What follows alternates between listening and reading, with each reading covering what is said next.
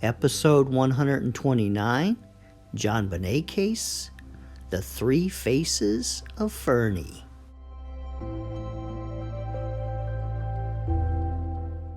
This episode is about John Fernie getting to the Ramsey's house on December 26th, so early, so quickly, just a few minutes after 6 o'clock in the morning, and how he managed that. And so, there's three faces of John Fernie. Face 1, where the circumstances just played out that way, and he is totally innocent, and he has no knowledge of what took place regarding Jonbenet. Then the second face is John Fernie knew about the ransom letter. That's why he parked in the back. And so he knows some facts about what happened, but he is not involved, that he's just being used by the Ramseys. And then the third face of Fernie is that he is involved in some way in the death of Jonbenet. Either she was killed Christmas night at his house, or John Ramsey called him ahead of time, before the Ramseys called 911. To refresh your memory, at 5:52 a.m., Patsy called 911, and then she called the Fernie's house, and then she called the White's house, and then John Ramsey went upstairs to get dressed, and then at 5:59, the police officer showed up at the house. Now, it might have took him a couple minutes to get to the door and knock on the door.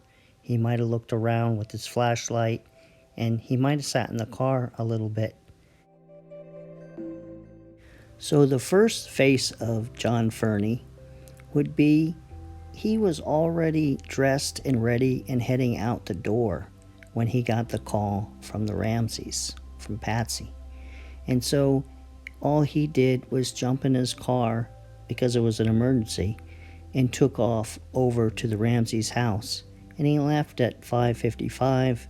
And he got there at 6:05. It took him 10 minutes. There was no traffic. And he went and looked in the back door because he wanted to know what was going on. And he saw the note, and then he came around to the front of the house. And this tends to support the Ramseys' testimony, and that the fact that there was a real ransom going on, or a ransom story. So the second face of Fernie is the Ramseys used him, and so they called him prior to calling 911, let's say at 5:45, and they put the ransom note near the glass door so he could see it, and they told him about the ransom note, and therefore he parked in the back, and he was cautious, and he didn't pound on the glass door when he got there, and he came around quietly and knocked on the front and was patient and waited till the door was open. And this scenario would show that the Ramseys were working together to cover up this crime, and that they were guilty. Because if they called him prior to 911, then they're both lying about the 911 call. And they plotted this. And they wanted him to be there to support them and verify that the note was there, the ransom note. Now, the third face of John Fernie is a little more sinister. That the Ramseys went by their house that night, and either John or John hit Jonbenet in the head with a golf club, because both of them were playing around. John Ramsey might have been drinking at the White's house, or they hit Jonbenet with a lug wrench or something. and she was dead. And so John Ramsey and his family went home and came up with the plan of the ransom.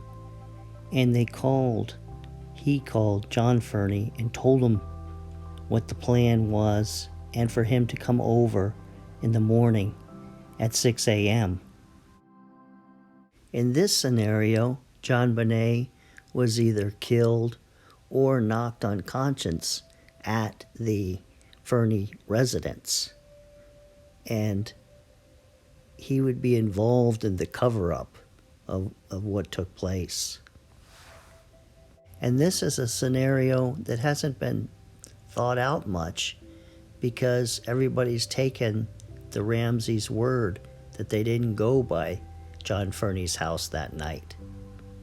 And so it offers many other possibilities.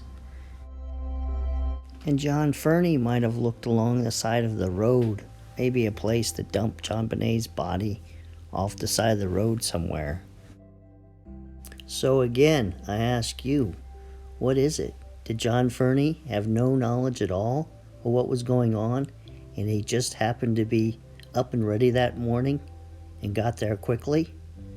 Or did the Ramseys play him to help their cover-up story by calling him early and having him there when Jonbenet was found that morning? Or is John Fernie guilty in this, that he was there when Jonbenet was knocked unconscious or killed? What do you think? Let me know. Well, this ends this episode of Unsolved. And on the next episode, we're going to take a look at the Zodiac Killer case. That'll be Saturday night. So I'll see you the next time.